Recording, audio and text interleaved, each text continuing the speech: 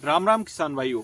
आज की वीडियो में बात करेंगे गेहूं में लगाए जाने वाले secondary micronutrient sulphur, boron, ferrous sulphate और कैल्शियम के बारे में। चूंकि बहुत सारे किसान साथी इन तत्वों को सही सिस्टमेटिक मैनर में नहीं लगाते हैं, इसलिए उनको इनके रिजल्ट भी कम मिलते हैं। साथियों, यदि हम सल्फर, जिंक, फेरस सल्फेट या कैल्शियम को समय से पहले लगा देते हैं तो हमारे पौधे को जब इनकी जरूरत होती है उस समय पर ये उपलब्ध नहीं हो पाते, और यदि हम इन्हें उस समय के बाद में यूज करें तो फिर हमारे पौधे को इनका सही उपयोग नहीं हो पाता और हमारे खर्चे ही बढ़ते हैं, उत्पादन हमारा फिर भी कम ही रहता है। साथियों, आज की वीडियो में सबसे अहम जो टॉपिक है वो एक तो ये है कि हमारे पौधे में फुटाव कब तक निकलता है, क्योंकि बहुत सारे किसान भाई इस बात को लेकर कंफ्यूज रहते हैं कि उन्हें फुटाव कितने समय में ले लेना है अपने पौधे से। साथियों, यहाँ पर मैं आपको प्रैक्टिकल दिखाऊंगा कि फुटाव निकलते समय हमें किन किन खादों पर फोकस करना चाहिए और किस अवस्था तक फुटाव निकल जाता है उसके बाद में फुटाव के लिए ना सोच के हमें पौधे की मजबूती, पौधे की बालियां और पौधे के दानों के भराव के बारे में सोचना चाहिए। यहाँ पर आज की स्थिति में बताने जा रहा हूँ 60 दिन की अवस्था है, DVW 303 वैरायटी, और 303 वैरायटी के अंदर फुटाव निकलने की जो अवस्था है वो क्या रहती है और कब हमें इन माइक्रोन्यूट्रिएंट्स का किस किस सीक्वेंस में यूज करना चाहिए, इसके बारे में चर्चा करते हैं। सबसे पहले बात करता हूं तीसरे पानी को लेकर। चूंकि दो पानी यहाँ पर ज्यादातर किसान साथी लगा चुके हैं या दूसरा पानी लगाने के बारे में बहुत से किसान भाई सोच भी रहे थे, तो बरसात हो चुकी है और बरसात की वजह से वो दूसरा पानी अभी यहाँ पर डिले कर रहे हैं, इग्नोर कर रहे हैं। ठीक है, अब बात करेंगे यहाँ पर तीसरे पानी को लेकर कि तीसरा पानी लगाते समय किसान साथियों को कौन से माइक्रोन्यूट्रिएंट की जरूरत होती है। यहाँ पर देखिए, जरूरत होगी फेरस सल्फेट यानी हरा कसिस की, और दूसरा प्रोडक्ट होगा कैल्शियम। कैल्शियम के साथ में आप यहाँ पर जब फेरस सल्फेट यानी हरा कसिस को मिक्स करेंगे तो कैल्शियम लेना है आपको पाउडर फॉर्म वाला, यानी कि कैल्शियम क्लोराइड। कितनी मात्रा? मात्र 500 ग्राम प्रति बीघा के हिसाब से। उसको आप डोज के हिसाब से देखें तो प्रति एकड़ 3 किलोग्राम कैल्शियम क्लोराइड की आपको जरूरत होगी। और फेरस सल्फेट की अगर मैं बात करूं तो 6 किलोग्राम फेरस सल्फेट यानी हरा कसिस की जरूरत है। दोनों तत्व जब हरा कसिस को यूरिया खाद के साथ हम मिलाते हैं तो कैल्शियम क्लोराइड उसमें जो नमी होती है उसे सोखने का काम करता है और बहुत भुरभुरा खाद तैयार हो जाता है। बिखेरने में बड़ी आसानी रहती है। यूरिया खाद आपको लेना होगा अपने पौधे की लंबाई के अनुसार। यदि आपके पौधे की लंबाई 1 फीट से भी ज्यादा हो रही है, ये देखिए, यदि आपके पौधे की लंबाई 1 फीट से ज्यादा है और 1.5 फीट के लगभग लंबाई हो रही है तो आपके पौधे में जहां घना जर्मिनेशन हुआ है वहां पर आप देख पा रहे होंगे पत्तियां लुढ़क सी रही होंगी। ठीक है, पौधा यदि आपका अनलिमिटेड बढ़ रहा है, ठीक है, यहाँ आपको यूरिया खाद की मात्रा को आधा कर देना होगा। यानी कि यदि आप 40 किलोग्राम प्रति एकड़ बुरकाव करते हैं तो यूरिया आपको 22 किलोग्राम प्रति एकड़ के हिसाब से लेना है, और 22 किलोग्राम यूरिया में ही आप हरा कसिस कितना डालेंगे, यहाँ पर मिक्स करना है आपको 6 किलोग्राम। उसके साथ में कैल्शियम कितना लेना है? कैल्शियम लेना है 3 किलोग्राम। यूरिया के साथ मिलाइए और कोने से कोने बिल्कुल एक जैसा बुरकाव कर दीजिए और पानी लगा दीजिए। ये आपके खेत में माइक्रो न्यूट्रिएंट की सबसे बेस्ट डोज है। और 60 दिन की अवस्था के आगे की डोज में ये आपको क्या रिजल्ट देगी इसके बारे में अभी मैं बात करता हूँ। साथियों, यहाँ पर जैसा कि आपने देखा होगा बहुत सारे किसान भाई जैसे ही पौधों में इन डोज को लगाते हैं तो वो डोज हमारी इस अवस्था में काम करती है। देखिए, पौधे में अभी यहाँ पर गांठें बन रही हैं। ये पहली गांठ है ना, यहाँ देख पा रहे होंगे। दूसरी गांठ ये बन रही है। ठीक है, जो दूसरी गांठ है उसके पास से ये यहाँ पर फुटाव निकल रहा है। तो यानी कि 60 दिन की अवस्था में भी यदि आपके खेत में अभी मतलब घना नहीं हुआ है, सघन पौधा नहीं हुआ है, तो ये जो कैल्शियम क्लोराइड आप लगाओगे उससे आपके पौधे में फुटाव आना शुरू हो जाएगा। यानी कि जो फुटाव मैक्सिमम हो सकता है वो फुटाव आपको यहाँ से मिल जाएगा। यहाँ आप देख सकते हैं ये फुटाव निकल रहा है पौधे की जड़ के पास से, ये दूसरा फुटाव यहाँ से निकल रहा है दूसरी गांठ के पास से।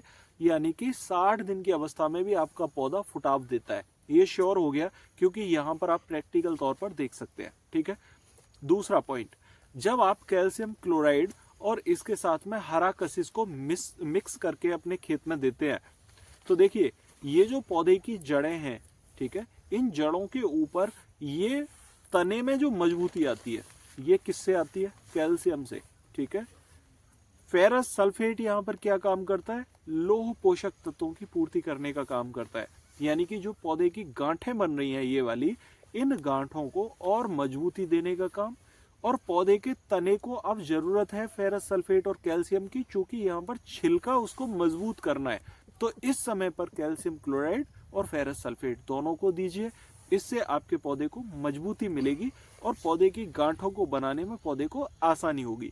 दूसरा पॉइंट यहाँ पर बात करता हूँ, पौधे की जो अवस्था चल रही है, यानी कि 2 गांठें बन गई हैं। जैसे ही पौधे की गांठों के बारे में हम बात करते हैं, तो गांठों के विकास के ऊपर का जो पौधे का तना होता है, इस तने के अंदर कहीं ना कहीं बालियां भी गोब में जर्मिनेट हो चुकी होती हैं, बहुत छोटे रूप में। जो छोटा स्वरूप बालियों का होता है, उन बालियों को बनने के साथ में वो पौधा मजबूती वाले पोषक तत्व ही चाहता है। तो पौधे की जो बालियां हैं, उनके दानों को मजबूती देने में, दानों की लाइनें बनाने में, बालियों को लंबा करने में, अभी जितने भी पोषक तत्व मजबूती वाले होंगे उनको हमें देने से बालियां हमारी मजबूत बनेंगी। आगे चल के दानों में मजबूती ज्यादा होगी, लाइन ज्यादा होंगी, भराव ज्यादा होगा। चूंकि बालियां गोब में इस समय पर पनप रही हैं, तो इस समय पर ही हमें ये खाद देने होंगे। ठीक है। कुछ साथी पूछना चाहते हैं कि सल्फर हमें किस अवस्था में देना चाहिए। देखिए, सल्फर की क्रियाविधि की अगर हम बात करें तो सल्फर क्या करता है? सल्फर हमारे पौधे के जो प्रकाश संश्लेषण से भोजन बनाने की प्रक्रिया होती है, पत्तियों का जो हरापन है, क्लोरोफिल है, उसको बढ़ाने के साथ साथ हमारे दाने के तेलीय कंटेंट को बढ़ाने का काम करता है सल्फर। ठीक है। तो सल्फर, अब हमारी बालियां बन रही हैं, इस समय पर हमने कैल्शियम दे दिया, फेरस सल्फेट दे दिया। कुछ दिन के बाद जब हम चौथा पानी लगाएंगे, उस अवस्था में सल्फर कितना लेना होगा? WDG वाला 3 किलोग्राम प्रति एकड़ के हिसाब से सल्फर लेना है। ठीक है। सल्फर को यूरिया खाद में मिक्स कर लीजिए। कितने यूरिया में? पौधे की लंबाई को ध्यान में रखते हुए 15 से 20 किलोग्राम यूरिया खाद काफी रहेगा। यदि पौधे की लंबाई कम चल रही है तो वो पौधे हमें यहाँ पर यूरिया खाद हमें बढ़ा के 30 से 35 किलोग्राम करना है। यदि आपकी पिछेती वैरायटियां हैं और आपने दिसंबर के लास्ट में या जनवरी के पहले सप्ताह में बिजाई करी है और तीसरा पानी आने के बाद में आप सल्फर का यूज कर रहे हैं, तो उस समय पर यूरिया खाद की मात्रा आप 35 किलोग्राम ही रखिए, क्योंकि पिछेती बिजाई में गेहूं का जो लंबाई है, तना है, वो कम बढ़ता है। ठीक है। सल्फर की मात्रा यहाँ पर 3 किलोग्राम प्रति एकड़ काफी रहेगी। यदि आप स्प्रे के माध्यम से दे रहे हैं तो 1 किलोग्राम सल्फर का स्प्रे आपका काफी रहेगा। 0050 का मिश्रण करके अगर लगाते हैं तो ये आपके लिए बहुत बेहतरीन साल्ट रहेगा।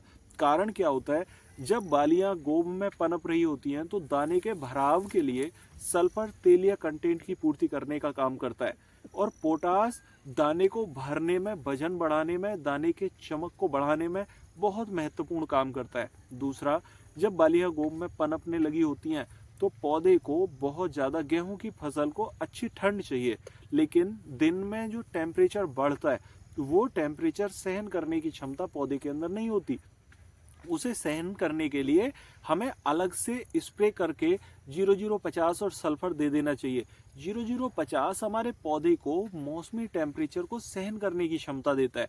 इससे हमारी बालियां मजबूत बनेंगी, बालियों में लाइन ज़्यादा अच्छी होंगी, दानों का भराव ज़्यादा अच्छा होगा। ठीक है। अब यहाँ पर काम करता है, अगर स्प्रे के माध्यम से दे रहे हैं तो 100 ग्राम बोरॉन आपको मिक्स करना होगा 1 एकड़ जमीन के लिए, यानी कि 0050 सल्फर के साथ 100 ग्राम बोरॉन यहाँ पर आपके लिए बहुत कारगर रहता है। कारण क्या होता है, बोरॉन हमारे छिलके की मजबूती को बढ़ाने के साथ साथ हमारे पौधे के जो दाने हैं उन दानों की चमक बढ़ाने का काम करता है। परागण का जो फूल बनता है, परागण की क्रिया में बहुत अहम रोल प्ले करता है बोरॉन। तो यहाँ पर 0050 और उसके साथ सल्फर और बोरॉन का कॉम्बिनेशन बना के हमें स्प्रे करना है चौथे पानी के बाद में। यदि आप बुरकाव के माध्यम से लगाना चाहते हैं तो यहाँ पर सल्फर लेना होगा आपको 3 किलोग्राम WDG 80% ले लीजिए या 90% ले लीजिए यूरिया खाद के साथ। और बोरॉन आपको डालना है यहाँ पर 500 ग्राम प्रति एकड़ के हिसाब से 20% वाला, यदि आप बुरकाव के माध्यम से लगा रहे हैं। स्प्रे में बोरॉन 20% वाला मात्र 100 ग्राम डालना है, इससे ज़्यादा हमें नहीं डालना है। स्प्रे में 0050 की मात्रा 1 किलोग्राम रखनी है, इससे ज़्यादा हमें नहीं रखनी है। बुरकाव के माध्यम से लगाने के लिए 2 किलोग्राम 0050 की मात्रा काफ़ी रहेगी। चौथे पानी से पहले बुरकाव के लिए सिर्फ सल्फर 0050 और बोरॉन का बुरकाव कर सकते हैं। या फिर अगर हमें कॉस्ट कटिंग करनी है, यानी कि अपनी खाद को हल्का करना है, सस्ता करना है, तो स्प्रे के माध्यम से चौथा पानी लगा दीजिए और चिपक बनने वाली अवस्था में आप स्प्रे दे दीजिए। ये आपके सल्फर, पोटास और बोरॉन तीनों तत्व आपके पौधे की बालियों का जो यहाँ पर चमक होगी, भराव होगा, उसको गजब के रिजल्ट आपको देखने को मिलेंगे। गेहूं में उत्पादन को बढ़ाने में ये माइक्रोन्यूट्रिएंट बहुत बड़ा रोल प्ले करते हैं और इन माइक्रोन्यूट्रिएंट का सही समय पर उपयोग करना हम किसान साथियों की बिल्कुल जिम्मेदारी बनती है और सही समय पर इनका उपयोग करके ही हम उत्पादन ज़्यादा ले सकते हैं। आशा करता हूँ आप मेरी बात समझ पाए होंगे। फिर भी यदि आपकी कोई क्वेरी हो तो कमेंट बॉक्स में ज़रूर पूछिएगा। यदि चैनल पर नए आए हैं तो चैनल को सब्सक्राइब करना बिल्कुल ना भूलें, क्योंकि इस टाइप की ज़रूरी जानकारी मैं आपको देता रहता हूँ। मिलते हैं अगली वीडियो में, तब तक के लिए नमस्कार किसान साथियों।